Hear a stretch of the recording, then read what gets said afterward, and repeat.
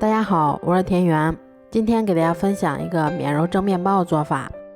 首先我们准备260克的高筋面粉，先加入2克盐，3克酵母粉，再加入25克的白糖。接着我们用筷子先把它们充分搅拌均匀。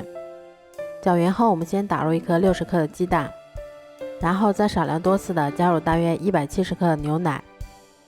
接着我们用筷子先把它们充分搅拌均匀。搅匀后，我们再加入20克的食用油，然后用筷子把它们再次充分搅拌均匀就可以啦。接着我们先给它盖上保鲜膜，让它先松弛15分钟。15分钟后，我们在面板上先刷一层食用油防粘。面团醒好后，我们先用手把它整理成长条，然后再用刀把它切成大小均匀的小剂子。我们取一个小剂子，先给它轻轻的按扁一些，然后再把它擀成一张厚度约1毫米的长方形饼皮。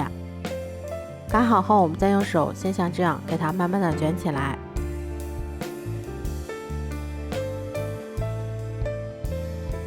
卷成长条后，我们再把它像这样从一头慢慢的给它盘起来，最后把收尾处给它压在下面，这样我们的生胚就做好啦。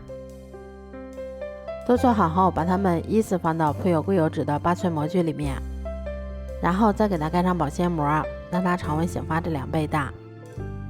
醒好后，我们在表面先给它刷上一层蛋黄液，最后我们在表面再撒上一些蔓越莓或者自己喜欢吃的其他果干。接着我们再给它盖上耐高温的保鲜膜，防止水蒸气的进入，然后再把它冷水上锅，开锅后用大火蒸35分钟左右就可以啦。这样做出的免揉牛奶小面包吃起来非常的松软香甜，咬上一口还有一股浓浓的牛奶和蔓越莓的香味儿。如果喜欢的话就试试吧。